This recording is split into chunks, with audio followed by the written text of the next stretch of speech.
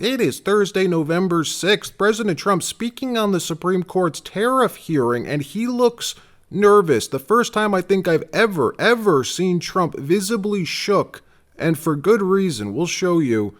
Also, Democrats about to cave on the government shutdown. Huge pressure happening now behind the scenes from centrist Democrats to cut a deal with Republicans without Schumer's blessing. In fact, Dems apparently done with Chuck Schumer. Both the moderates and the left flank of the party fed up with Schumer for very different reasons, and good thing they are, because major disruptions across the country thanks to this government shutdown. Before the Supreme Court issues a ruling, it could be several weeks. Are you going to lay out any new additional tariffs before? I don't want to talk about it. I'm going to hope that we win. I can't imagine that anybody would do that kind of devastation to our country.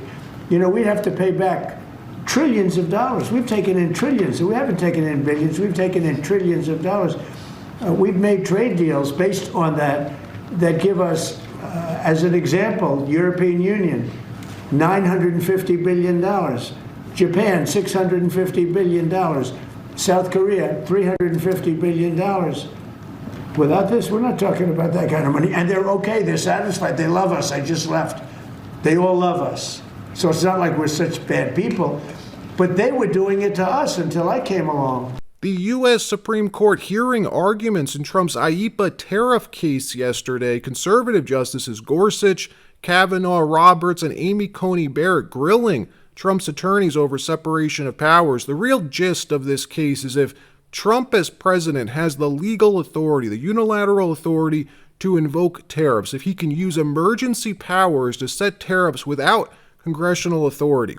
The justices seem to think tariffs are a tax, and of course, as everyone knows, only Congress has the right to tax us, tax Americans, thanks to the 16th Amendment, the worst amendment in the U.S. Constitution. Now, Trump's attorneys argued his position well. Solicitor General Sauer trying to explain to the court that tariffs are not a tax. We've been saying this since Trump was elected, before Liberation Day even. Think about it. Tax means you have no way around it. The tax is the tax. Tariffs don't fit that definition. You don't have to buy an Italian Ferrari. You could buy a Ford, made in America, no tariff. All of this wreaking havoc on Trump's economic and foreign policy strategy. We're already seeing the effects in markets, folks. Credit markets completely upside down. Bond yields surging higher yesterday, even though the Fed cut rates last week and are set to cut the night rate again in December, yet Treasury yields rising. The Fed lowered the night rate to 3.75 to 4%, yet the 30-year just touched 4.75% yesterday. Why? How is that possible? Because Trump's tariffs, they weren't only designed to reshore manufacturing, intended to rebuild the U.S. manufacturing base, but they were also helping our nation's balance sheet tremendously. The U.S. federal budget deficit fell for the first time in years thanks to Trump's tariffs. We have a $1.8 trillion deficit. That means the federal government spends $1.8 trillion more than we collect in revenues. $1.8 trillion more than we make. They spend $1.8 trillion more than we make. The tariffs collected around $400 billion thus far in like 6 months. Annualized, that'll cut the deficit almost in half, helping to normalize our country's fiscal health, calming credit markets, leading to lower yields. Again, all of this now up in the air. The clawbacks as well, should Trump lose in the Supreme Court, will be a wrecking ball. Hundreds of billions in tariff revenues would have to be returned, refunded. It would be one giant embarrassment. Even Justice Amy Coney Barrett understands this and appears to be considering it. Watch. If you win, tell me how the reimbursement process would work. Would it be a complete mess? It's a very complicated thing. There's got to be an administrative protest. There was a harbor management case earlier that this court was involved with in the United States Shoe, in which, the refund process took a long time. There were any number of claims and equitable relief. So a mess. So it's difficult, okay. Absolutely. We don't deny that it's difficult. Now, all of this won't be decided until next year. Coincidentally, right when the midterm elections are ramping up, when everyone is in full campaign mode for the midterms, giving the Democrats a cudgel to whip Trump and Republicans with. Is that the intention? I don't know. Meanwhile, the government shutdown continuing, now on day 37, making it the longest shutdown in U.S. history. U.S. aviation operations now severely strained across the country. We're seeing widespread flight delays, staffing shortages, and starting tomorrow, a mandatory 10% reduction in air traffic at 40 of the nation's largest airports. The cuts will impact major airports across the country, including big hubs like LAX in Los Angeles, JFK in New York, and Chicago O'Hare. We spoke with passengers here at the Reagan-Washington National Airport who are bracing for the fallout. Yeah, I just got the delay from JetBlue saying you're delayed by an hour and 13 minutes. Travelers like Vic Seastead already seeing delays. His flight to Palm Beach International, one of dozens of flights at Washington National Airport, showing up yellow on the departure board. And with the FAA announcing plans to cut 10% of flights at 40 major airports starting on Friday, he and many others are worried about the return legs of their trips. I'm going to see my sister, and I told her I don't know if I'm staying for 5 days or who knows. Supposed to go to Chicago for work next week, but I decided to rent a car. With everything going on, there's just no telling. The cuts come as the government shutdown enters its 6th week. Air traffic controllers are among the essential employees who are required to work, but without a paycheck until the shutdown ends. The shutdown is having an impact. Transportation Secretary Sean Duffy saying on Wednesday that they have no choice but to reduce flights as many airports face shortages of air traffic controllers as more and more of the workers call in sick. Those who travel will see that we've had more delays. We've had more cancellations. This is day 37. The FAA says to prioritize safety due to unpaid essential workers, 13,000 air traffic controllers and 50,000 TSA officers currently going unpaid. And absences, they say, have been increasing daily for weeks. And if you're planning on flying, this may affect you. Nearly 50% of the 30 busiest U.S. airports right now have shortages and are averaging more than an hour delay at hubs in New York, LaGuardia, Newark, Phoenix, Dallas, and Houston. This week, 80% of the New York air traffic controllers were absent, didn't come to work.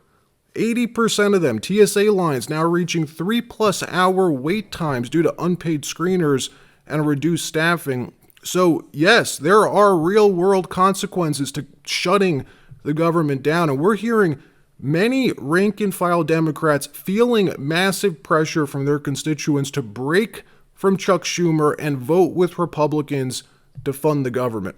Yeah. There's a lot of movement right now, Dana, behind the scenes to try to reopen the government. There was a historically long government shutdown, 37 days, the longest ever in history, and the consequences piling up by the day for the American people, which means that the pressure really is on at this key moment. Democrats are weighing a deal that would reopen the government either until the end of this year or early next year, tied to a larger funding package for several agencies. We could be days away from Democrats caving, both moderate Democrats and the left flank of the Dem Party, completely fed up with Chuck Schumer for very different reasons, but they've had enough. We're hearing there is a plan. A group of centrist moderate Dems have been meeting for days to put together a deal to bring it to Republicans, bypassing Chuck Schumer completely. The Hill reporting that a group of high centrist Dems who want to end the shutdown have been approaching their Republican colleagues about cutting a deal this week. Progressives